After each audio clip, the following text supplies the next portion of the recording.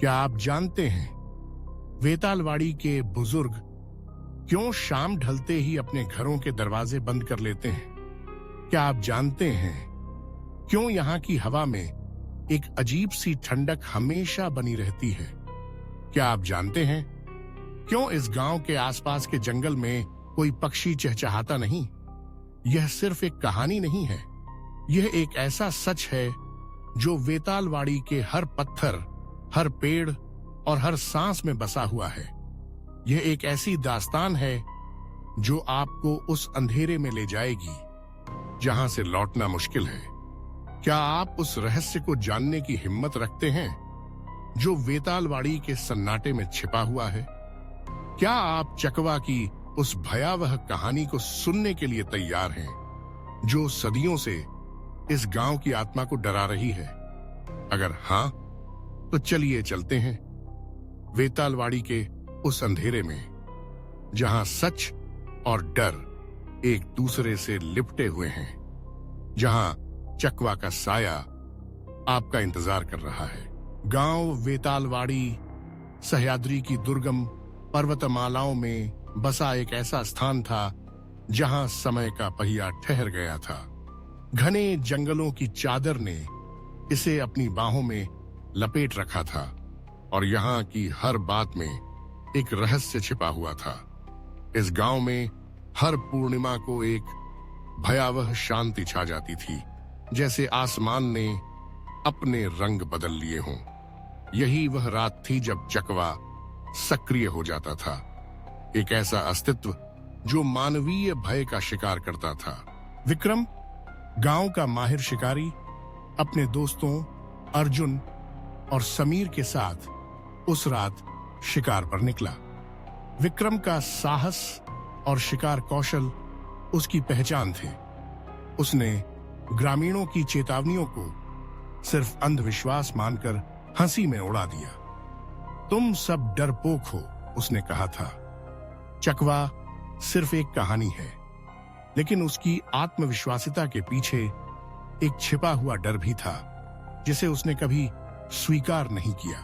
जैसे जैसे रात बढ़ी, जंगल का माहौल बदलने लगा।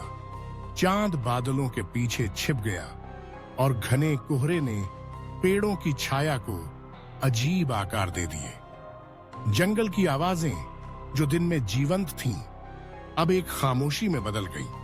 अचानक एक ठंडी हवा उनके शरीर के चारों ओर सरसराई और दूर से एक उल्लू की चीख सुनाई दी। यह आवाज सुनकर अर्जुन का मन डर गया। विक्रम, मुझे कुछ अजीब लग रहा है, उसने कहा। उसकी आवाज में उस शफ्स में हल्की सी कांप थी। तुम डर गए अर्जुन, यह सिर्फ जंगल है, विक्रम ने हंसते हुए कहा, लेकिन उसके चेहरे पर भी चिंता की छाया थी। जैसे ही वे आगे बढ़े, उन्हें एक अजीब आवाज सुनाई दी, फुसफुसाहट, चीखें और हंसी, मानो कई लोग एक ही समय में अजीब भाषा में बोल रहे हों। विक्रम ने अपने हाथ में बंदूक को कसकर पकड़ लिया, लेकिन उसे समझ नहीं आया कि आवाज कहां से आ रही थी।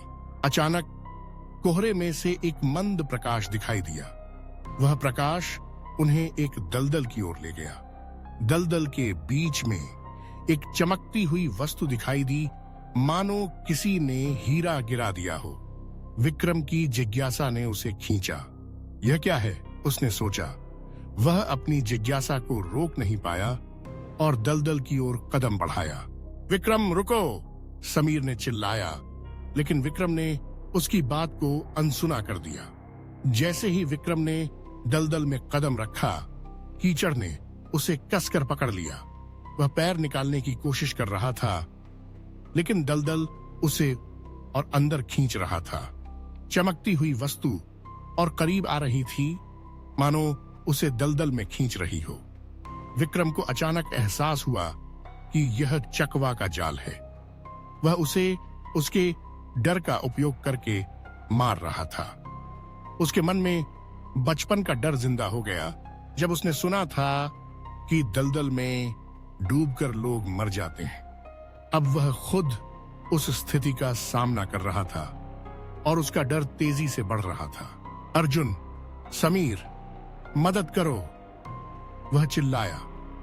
उसकी आवाज में डर और दर्द का मिश्रण था।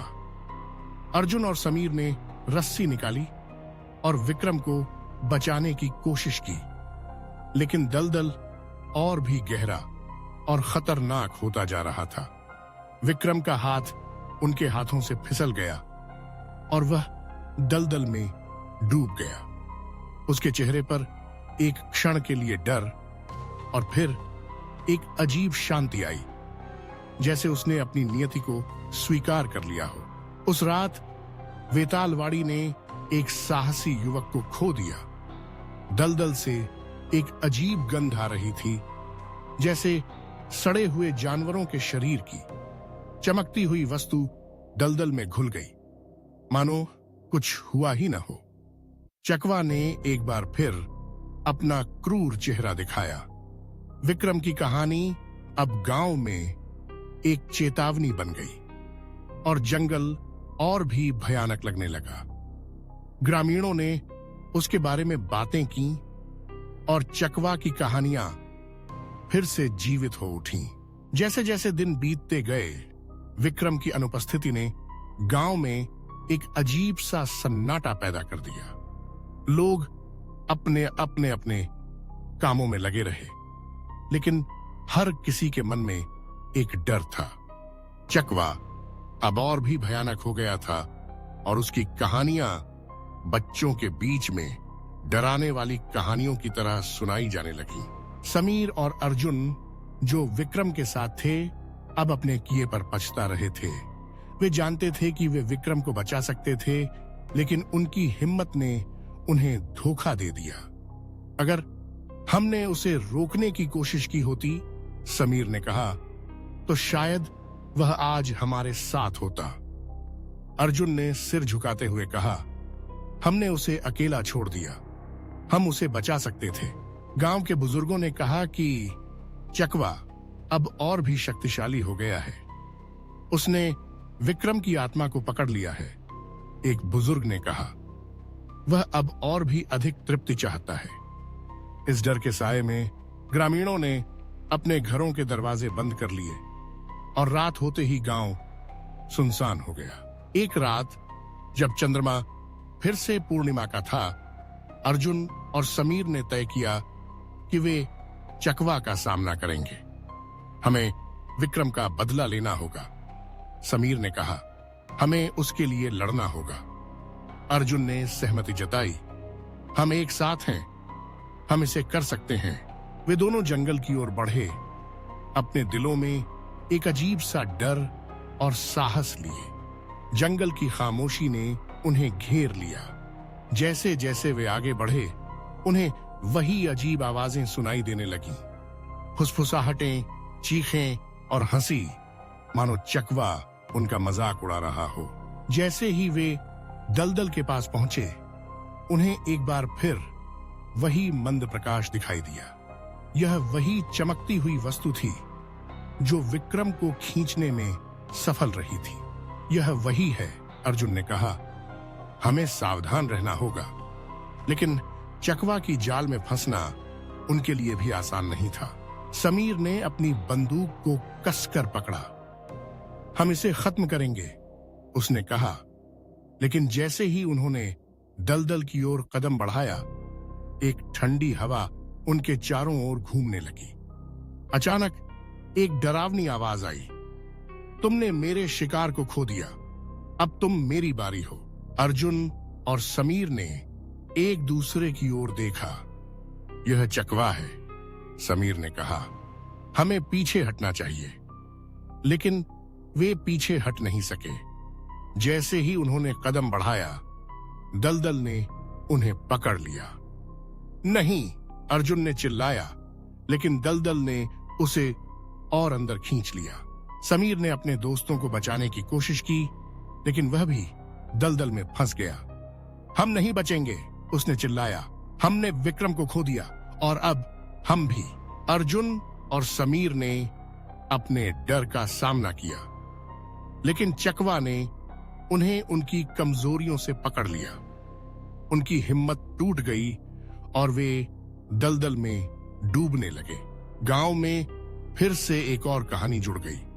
चकवा ने एक बार फिर अपना क्रूर चेहरा दिखाया और वेतालवाड़ी ने 2 और साहसी युवकों को खो दिया। अब जंगल की खामोशी और भी गहरी हो गई। चकवा का डर और भी बढ़ गया और गांव के लोग अब और भी अधिक सावधान रहने लगे। इस तरह चकवा की कहानियां गांव में गूंजती रहीं और हर पूर्णिमा को एक नया डर पैदा करती रहीं। वेतालवाड़ी एक ऐसा गांव जो समय के पन्नों में खो गया था, अब चकवा के खौफ में जी रहा था। रक्त रंजित पूर्णिमा की रातें अब एक खौफनाक याद बन गई थीं और चकवा ने एक बार फिर अपने क्रूर अस्तित्व को साबित किया। कहते हैं, आज भी अगर कोई वेतालवाड़ी के खंडहरों में जाता है तो उसे चकवा की ठंडी आहटें सुनाई देती हैं। उसे उन गायब हुए लोगों की चीखें सुनाई देती हैं जो आज भी चकवा के अंधेरे में कैद हैं। और अगर कोई गलती से चकवा की छाया के संपर्क में आ जाता है तो उसकी आत्मा भी उसी अंधेरे में खो जाती है, हमेशा के लिए। वेतालवाड़ी एक ऐसा गांव जो कभी हंसता खेलता था, आज एक डरावना कब्रिस्तान बन चुका है। और चकवा उस कब्रिस्तान का राजा आज भी वहां राज कर रहा है, अंधेरे में छिपा हुआ, शिकार की तलाश में। और शायद वह अभी भी आपको देख रहा है, सुन रहा है, इंतजार कर रहा है।